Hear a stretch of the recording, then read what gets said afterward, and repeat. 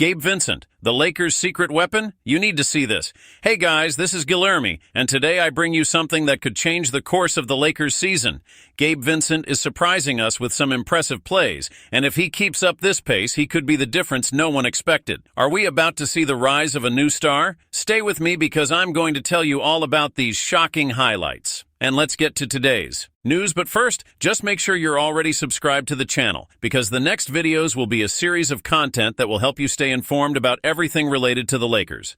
Turn on the notification bell and select the All option. After that, we'll send you everything breaking that comes out behind the scenes of the Lakers. Lakers fans, we have a goal of 90 likes to hit this video. In the last video, we hit the goal in less than an hour. Prove that you're a diehard Lakers fan and leave a like so we can hit this goal soon. Gabe Vincent has been turning heads in these first two preseason games for the Lakers, and there's no denying that he's making a good impression. But of course, it's still too early to draw any definitive conclusions. We need to see more than just these two games, especially considering he missed most of last season. While he played in 11 games, he sat out the rest, and when he arrived, he was expected to be a key player for the team, someone who could directly impact both offensively and defensively. Vincent was designed to be a 3-and-D point guard, a player who contributes on both ends of the floor. He's historically had success alongside LeBron James, which is always a plus, since LeBron usually spends a lot of time with the ball in his hands, dictating the pace of the game. Under Darvin Ham, that's even more evident. And Gabe Vincent, with his versatile play, fit in perfectly, balancing D'Angelo Russell well. He could play off the ball and, when necessary, hit big shots. Austin Reaves also makes a significant contribution, especially on defense at the point of attack. He is the kind of player who does everything on the court and, more importantly, is willing to sacrifice his body for the team. Having someone like that is essential for any team that wants to compete at the highest level. It is worth remembering that Gabe Vincent was the starting point guard for a Miami Heat team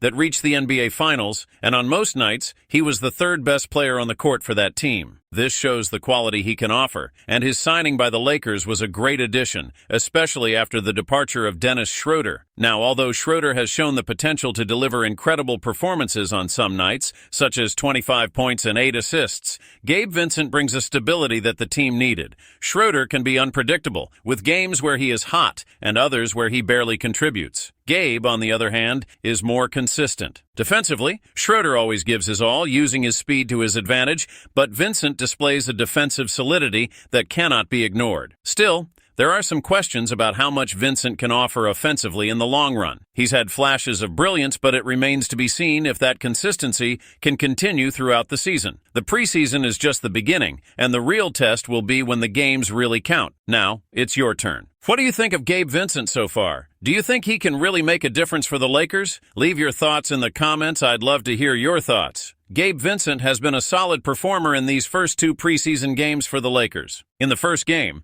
against the Minnesota Timberwolves, he was a solid performer. He played 15 minutes, scored 11 points, shooting 4 of 6 from the field and 2 of 4 from 3, in addition to making 1 free throw and getting 1 steal, with only 1 turnover. He finished with a positive +1 and +- which is a great sign of his impact on the court. In the game against the Phoenix Suns, in just 11 minutes, he scored 6 points, grabbed 1 rebound, and gave 1 assist, making 50% of his three-point shots, maintaining his efficiency so far. If we look at his career, Gabe Vincent has a history of shooting around 33% to 34% on three-pointers. However, what stands out is his performance in the playoffs, when he reached 38%, a number that makes a difference in decisive games. Of course, we don't expect him to maintain 50% shooting throughout the season, but if he can stabilize around 37% or 38%, it will be enough to attract the attention of opposing defenses and open up space for other players. Defensively, Vincent has stood out, even returning from a serious injury, which compromised his offensive performance in the past. His defense has remained solid. This defensive solidity will be essential for the Lakers, especially when he is alongside players like Jared Vanderbilt and Max Christie. These two, combined with Vincent, can make the team very strong defensively. When he shares the court with DeAndre or Austin Reaves, the defensive balance becomes even more interesting. The key point here is that Gabe Vincent needs to be a complete player, efficient on both defense and offense. He is one of the few on the roster with this ability to play well on both sides of the court, contributing 37% to 38% on three-pointers and being an above-average defender. The Lakers roster lacks players with this versatility. Jared Vanderbilt, for example, is an excellent defender but struggles with his shooting. Cam Reddish also has a good defensive record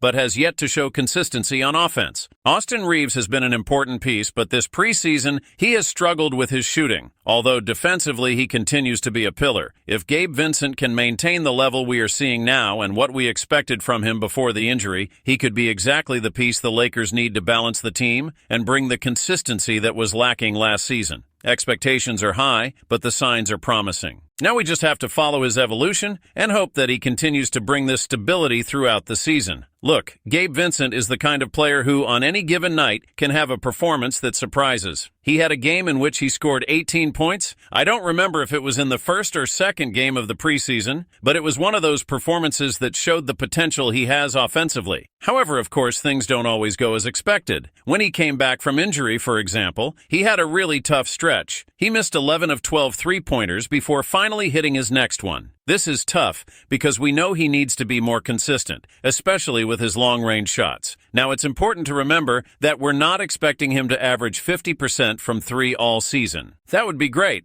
but the reality is that he'll probably have a limited number of opportunities per game. If you look at the Minnesota game, he had 11 points in 15 minutes, which is great. If he can play 15 to 20 minutes a night and get you somewhere between 11 and 15 points, that would be fantastic. But honestly, we don't need that every game. What he did against Phoenix, for example, was very acceptable. 6 points in 11 minutes. If he increases his court time to 15 to 20 minutes, he could easily get you 8 points. What I would like to see more of is him contributing in other areas, like rebounding and assists. In the Phoenix game, he only grabbed 1 rebound and had none in the previous game. I know he plays more on the perimeter, which makes it harder to chase rebounds, but it would be great to see him get 1 or 2 more per game. Plus, if he can add 2 or 3 assists, that would be a valuable contribution. Ideally, we're talking about a player who can give you 8 to 10 points, grab 3 rebounds, and dish out 3 to 4 assists per game. That kind of production would be great. Now, some people might think, but he's a point guard, shouldn't he have more assists? The point is, he won't be a primary point guard. He'll be more of a facilitator, a guy who starts plays, but within an offensive system that Darvin Ham is implementing that doesn't rely on a single playmaker. The most important thing will be the role he plays and the minutes he gets on the court. Gabe Vincent's big advantage is that he can play alongside guys like Austin Reeves and D'Angelo Russell, or even Max Christie. But with Reeves and D'Lo already established, it wouldn't be surprising if Gabe ends up being a trade piece at some point, depending on how the season goes. Even if Gabe Vincent has a good season for the Lakers, there's a valid argument to consider trading him while his market value is high. I like him as a playoff player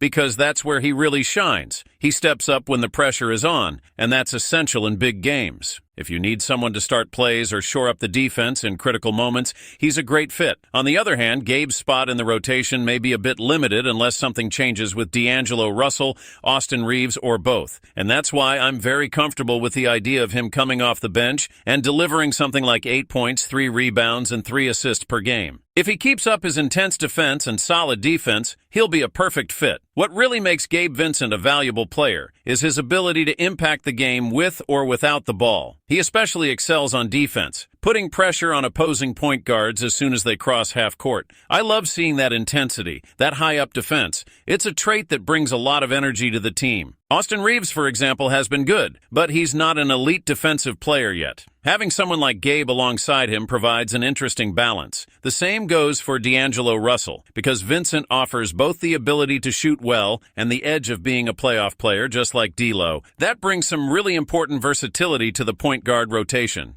Now the question is, how much will he get? Max Christie should play about 20 minutes per game, which would probably leave somewhere between 20 and 25 minutes for Gabe. He may end up playing in mixed situations depending on the team's needs. That'll all be interesting to watch as the season progresses. The truth is, I'm pretty excited about what I've seen from him in these 2 preseason games. Of course, it's only 2 games and he's got a lot of work to do. I don't want to get ahead of myself, but the consistency he's shown so far makes me optimistic. We'll see how he evolves, but if he continues on this path, he could become an even more important piece for the Lakers. Gabe Vincent understands his role, and more importantly, he embraces it completely. He knows that his job is to step on the court and deliver exactly what the team needs at the right time. In fact, Coach Darvin Ham has said that he would love to have 10 Gabe Vincents on the team precisely because he is that kind of player. Tireless, dedicated, and who knows what he needs to do. Alongside LeBron James and Anthony Davis, he will play a crucial role. And if he can consistently hit his three-pointers, it will open up a lot of opportunities for the Lakers to excel even more. What excites me is that Vincent is one of the few two-way players on the roster, someone who can contribute on both offense and defense. He has shown that ability before, and expectations for him this season are high. I imagine if he can keep his three-point shooting at around 37% or 38%, like he did in 2021-2022, that would be a huge asset to the team. This year, he shot 37% on 4.8 attempts per game, and that's exactly the kind of consistency we need right now. If he can repeat something close to that, 2 or 3 threes per game, it would have a huge impact. But of course, that's just my opinion. Now I'll turn it over to you. What do you think? Are you as excited as I am to see what Gabe Vincent brings to the team this season? Or are you still skeptical about whether he can maintain that level in the regular season? I'm not saying he has to be flawless, shooting 40% or 50% from 3, but ideally something in the 37% range would be more than enough. I'd love to hear your thoughts. Leave your thoughts and expectations in the comments below. Do you think he'll deliver what we're expecting? Thank you for watching this far. Don't forget to subscribe to the channel to continue receiving the next content. Access our playlist now that will appear on the screen or in the pinned comment with all the latest news and updates from the Lakers, and stay up to date with the behind-the-scenes, highlights, last-minute controversies, transfers, everything about the Los Angeles Lakers team. Until the next video.